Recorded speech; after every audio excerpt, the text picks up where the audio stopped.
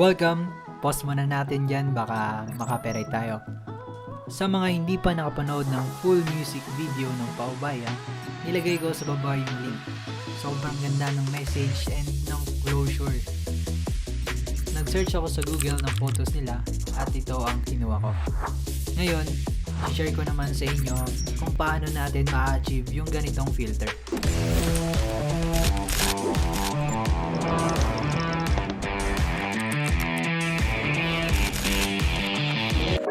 So, import natin yung photos na gagamitin.